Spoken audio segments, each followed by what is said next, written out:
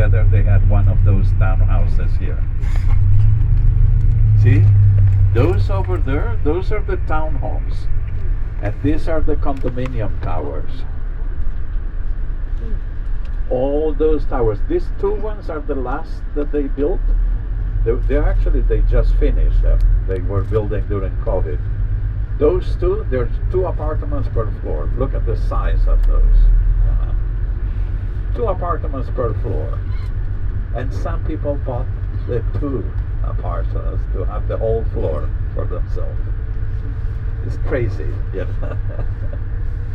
Crazy, crazy. Now, as expensive as Fisher Island is not considered the best address in Miami Beach. It's not the most exclusive because there's a lot of people over there. It's actually like a lone city of billionaires, you know.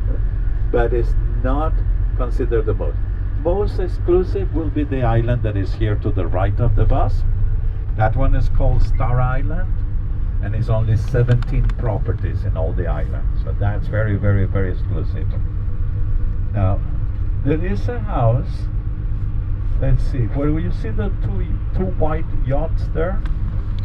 The one is farther on. The house has a white border. That house was actually built for Shaquille O'Neal.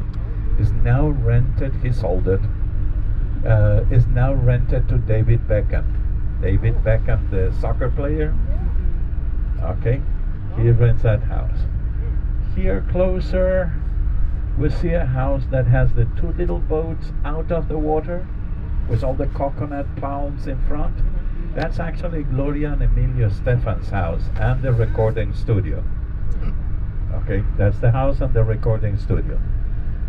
Closer here, we have a beige house with the royal palms, those beautiful palms in front. That house belongs to the CEO of Burger King International. Okay. Poor guy, yes. The White House, very often you hear people saying that house is where they film Scarface, but that's not true, actually. The house was built after Scarface had been filmed, so it couldn't be, you know. That belongs to one of the housewives of Miami. But before, in that location, there was a White House that had columns in the front. And actually, I think maybe that one was the one that they had used for Scarface. This one here, the one with the boat off the water, is actually Rosie O'Donnell's house. She came here. And where you see that construction going on, that used to have a house that was built for Al Capone. That house was sold, demolished, they're building a new one. But as a temporary situation while they're building the new house, they brought that houseboat that you see there. It's now on stilts, but actually it's a floating mansion. It's a Dutch company that makes it. That barge is actually 4,500 square feet of luxury floating. It's for sale for $5.5 million in case you're interested. Yeah. Actually, it's a great idea. It's a Dutch company that makes them. The whole rooftop is solar panels, so they have their own energies. You know, they don't need to be hooked with electricity. They have their own. They have a desalination system for the water, so they have fresh water. And they have a system of purification of the waste that turns them into powder, you know, so basically they have no waste. It's luxury. It's all over the internet. You can check the barge, Dutch company that makes it. On this side of the island, the second house that you see there, it's actually the house of Sean John Combs, mostly known as P. Diddy. Okay. P. Diddy was forced to build himself that wall to stop people from taking pictures into the house, the property. Actually, it has a problem of, you know, a lot of famous people that used to live here, they moved out because of that. We have 4 companies that operates the tour of the Millionaires Road by boat. That means every 15 minutes there is a boat with 100 tourists taking pictures on those homes. Oh, the last thing you want is unprofessional people taking pictures of you in the swimming pool where you have no makeup, you know. No. So, all at the end of the island, there is a house that was actually, for many years, was considered the most expensive property. It's the house of Dr. Philip Frost. He spent over $120 million to build that house. Okay. Dr. Philip Frost, just so you know, is the doctor that invented the formula for Viagra. It's our favorite citizen here in Dade County. They have no heirs and they have lots of money. And actually every 3-4 years you see a donation of Dr. Philip Frost to the opera, to the ballet, and we're talking about $10 million donations or things. They build the Children's Hospital, the whole new pavilion. They build the Heart Institute, they have the whole new pavilion as well. And we have a science museum here in downtown. That's donation from Dr. Philip Frost. They're good neighbors to have. Time to say goodbye to your ship? Yeah. Or better yet, like we say here in Florida, I see you later, alligator. True? In a wild crocodile.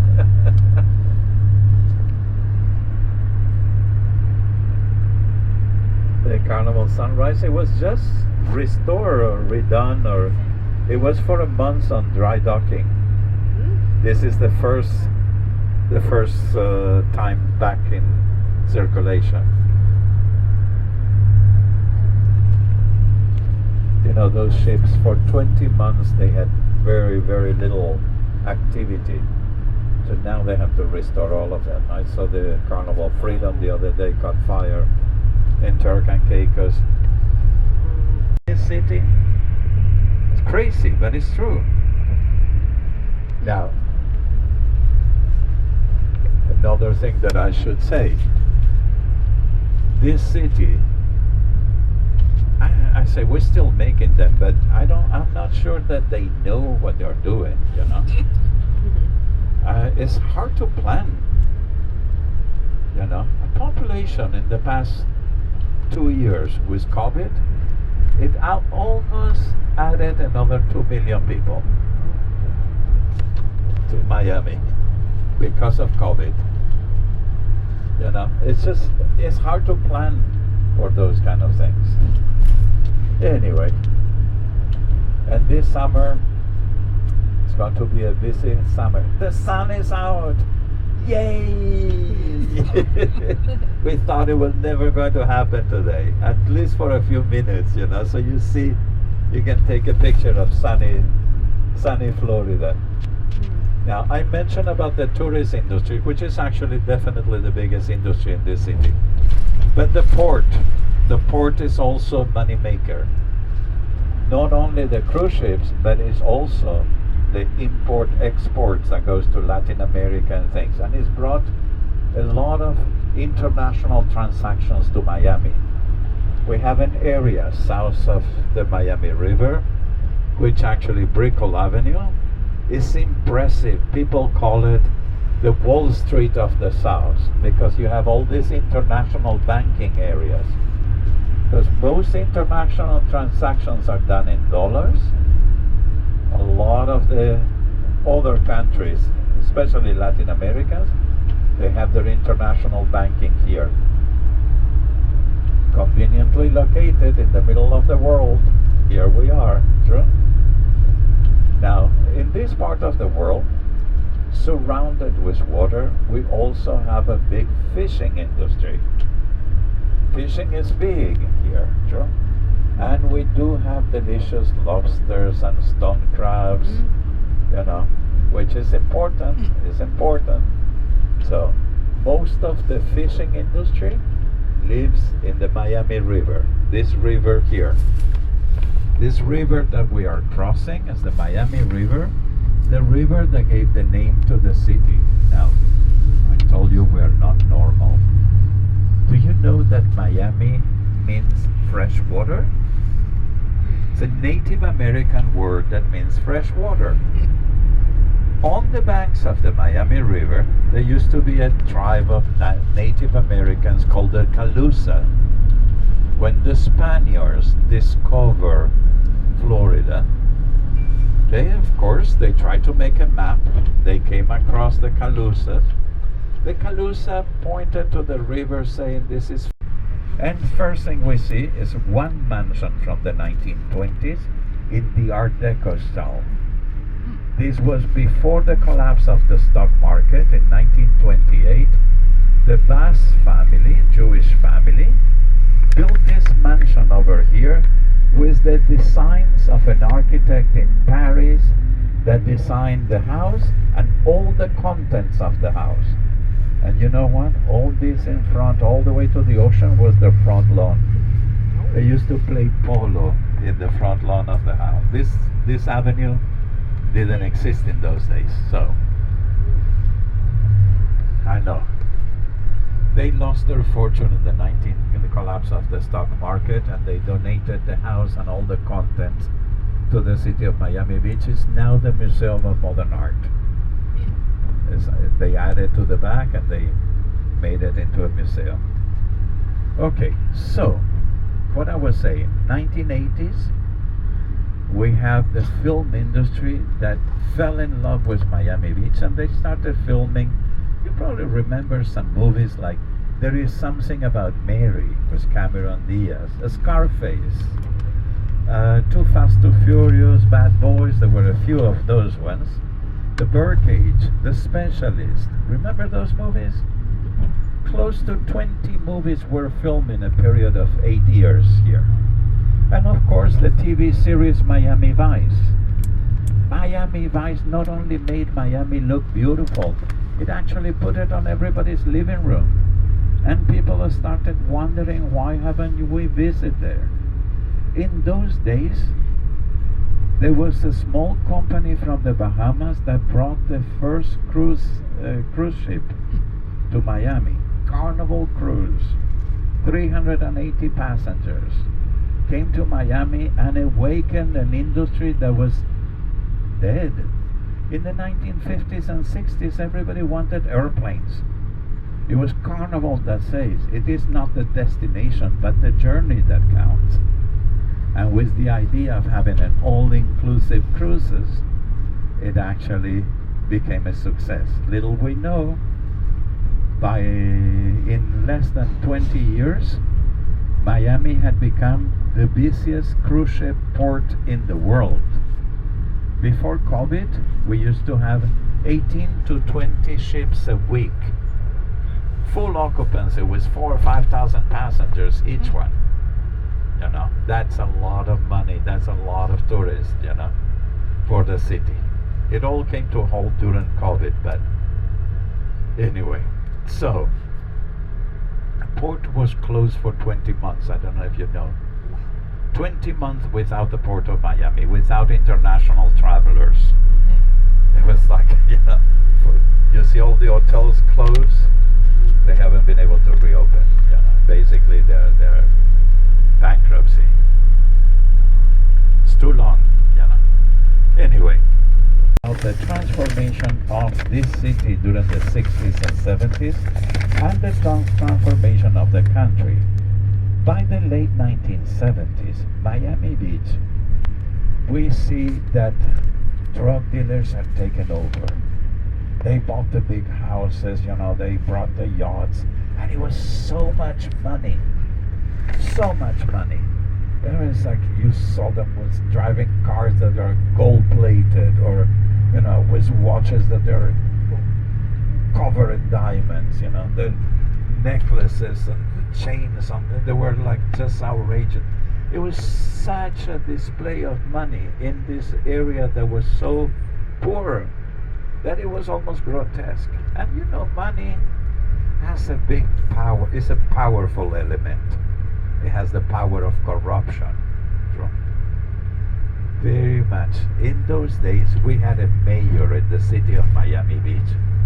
that had found some investors that they wanted to make Miami Beach like Las Vegas. So they had this idea. All these old buildings, built in the 1930s and 40s, tear it down and build new hotels, big hotels like Las Vegas. So the first idea was that area that was built in the 1930s. They started to record one song called La Conga. La Conga became #1 song the summer of 1981.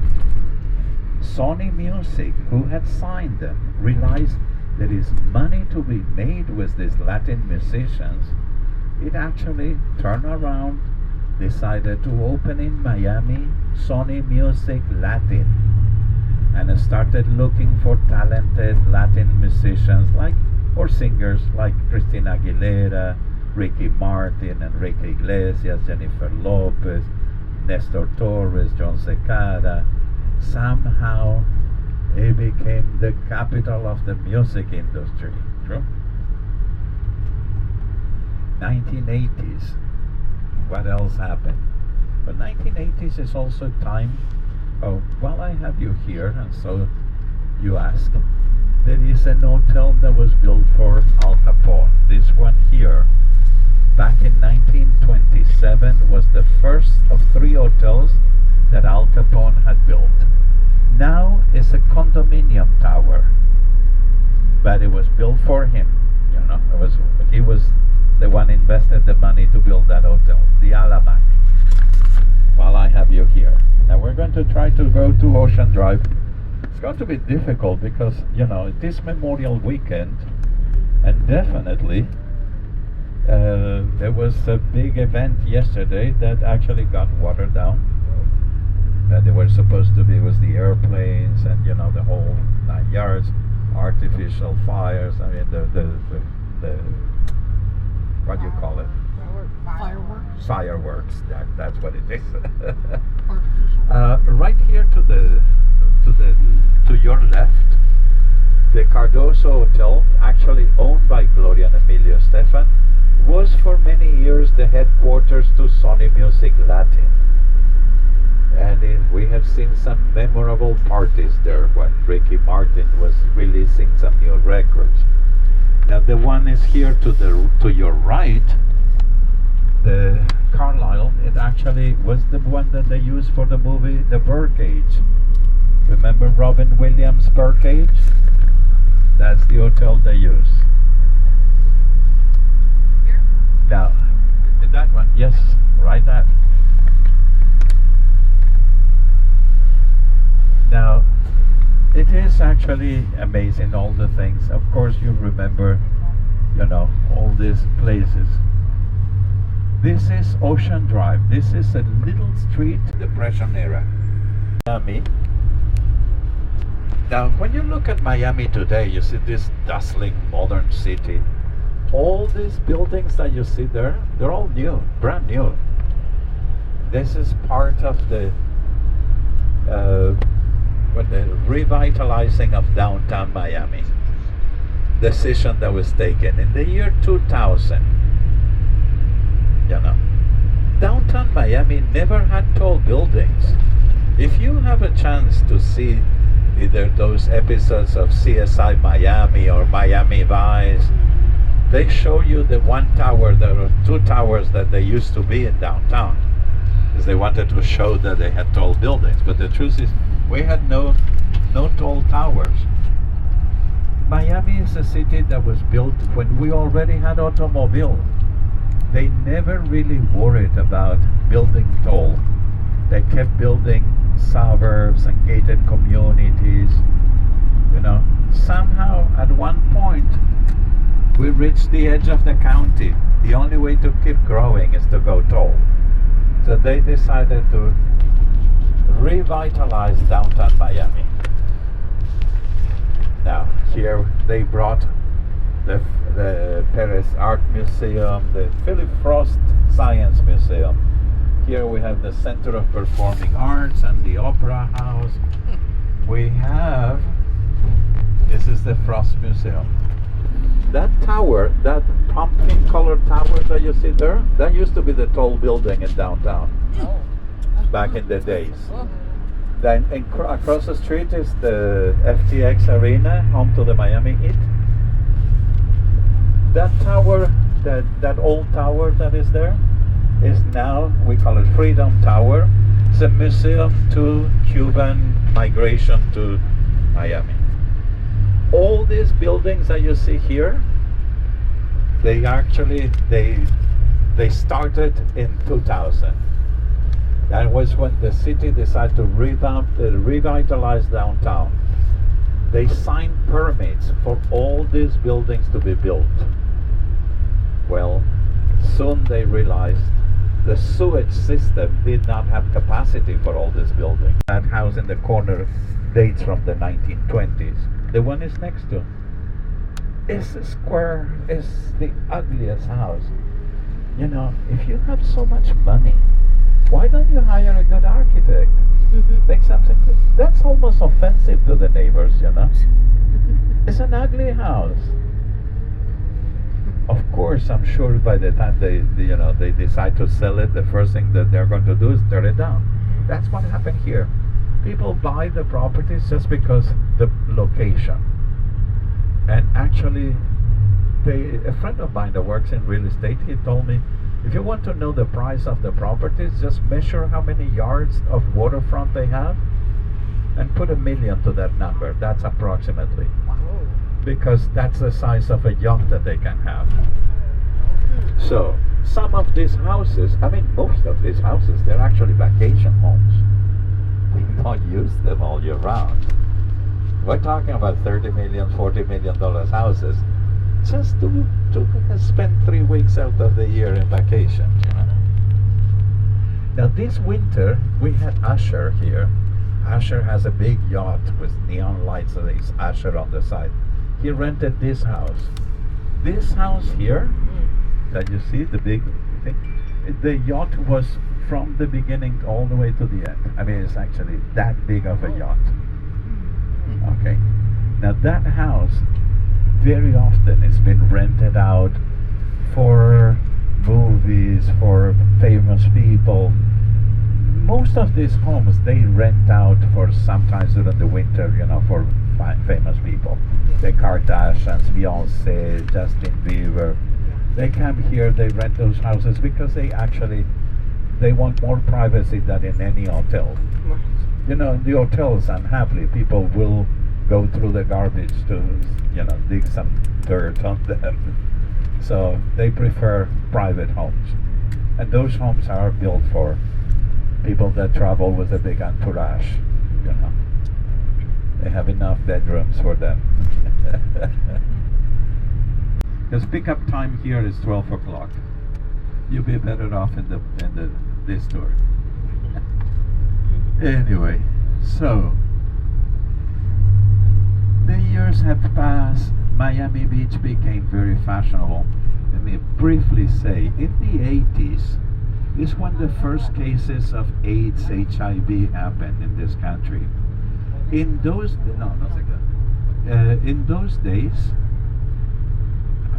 HIV was actually a death sentence, you know.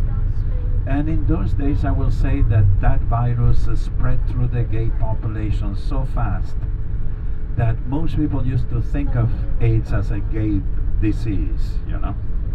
A lot of gay people that basically were afraid to spend the winters up north and get a cold that might turn into pneumonia, they started coming to Miami Beach.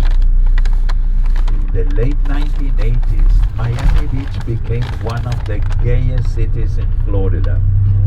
Every corner had a gay bar, a gay event, a gay something.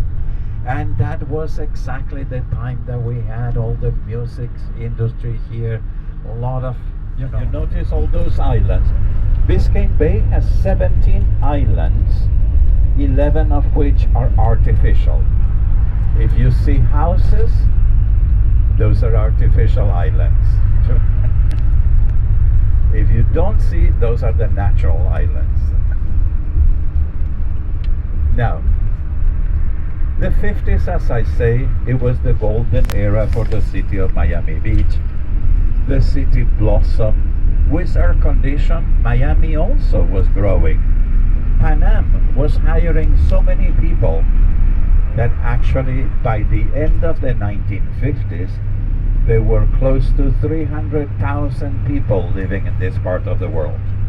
The city had grown quite large. But in 1959, there was an event that ended up changing our history forever. It was a revolution that happened in the island of Cuba. Fidel Castro had come to power, and at first we had over 2,000 Cubans that fled to United States seeking political asylum. Once in the safety of United States, they started organizing a counter-revolution with the intentions to get rid of Fidel Castro. They actually organized, they got some help from the CIA, and they decided to invade Cuba through the Bay of Peace. Demolition was that project. 1,600 buildings in the 20 blocks on the southern tip of Miami Beach. Well, that's the largest concentration of buildings from the same period that you have anywhere in America. That's the largest concentration of Art Deco buildings that you found anywhere in the world. So with that in hand, that area was finally declared historic district, and that brought some changes. Now, by the 1980s, we were also noticing Miami had built the new port of Miami, that island that you arrived today, and started making money. We had a whole generation of Cuban Americans born in Cuba but raised in United States. People that have gone to school here, they were gone to high schools and universities. On the Canal side, true? Well, this is what we refer to as the Grand Canal. Miami Beach being a sandbar, it was very easy to build canals. Now I'm going to remind you that wealthy people like to have toys, true? And a favorite toy to have is actually a yacht. So, if you want to have a yacht, you need a house that is a waterfront. These canals that we have in Miami Beach, they are actually made so they can accommodate the yachts of fancy people. Now, this is the widest canal. That means if your yacht is big, this is the only place that you can turn around and go. So sometimes we do see huge yachts. Actually, we saw a few years ago, it was that famous yacht, that Russian billionaire, trillionaire, who actually has that a yacht that costed $150 million to build. Developer that decided to make it into a billionaire's playground. He built the first tower, Condominium Tower, where the apartments were 8,000 square feet. One apartment per floor. I mean, we're talking mansions in layers, true? They gave one of the apartments to Elizabeth Taylor to just set the standards, the kind of people they wanted. And it became a success. Billionaires from around the world, they started coming. They liked the idea because the island is completely isolated. The only way to get to that island, it's actually, the only way is actually your yacht, of course, if you have a yacht. Private beach, of course, is beautiful when when it's sunny. Now you notice that there is no one walking around, This time of the day, everybody's still asleep, especially with this weather. Miami Beach has become a party town. People here, they wake up around somewhere between 12 and 3 in the afternoon, so they can go for breakfast, Now, here we have another mansion from the 1920s. This one actually was rented to Gianni Versace, the fashion designer. Gianni Versace the house was collapsing. It was so abandoned that actually it needs definitely the most expensive properties, because not only is a gated community, they give you the opportunity to have a yacht in front of your house, or to have friends that come with the yacht to visit you. So, south of Miami Beach, almost as a continuity of the Port of Miami, a very fashionable place. And then in 1990s is when the fashion industry discovered Miami Beach, and they say, oh, it's an ideal place. We can photograph the summer fashions in the middle of the winter. And those efficiencies that were built during the Depression era, they're actually small. I mean, there are apartments that are what kind of business these people are to have so much money, you know? But yet, you see those $75 million, $80 million all the time. All the time, you know? So, anyway, 70% Latin descendant perhaps, but they're Latin anyway.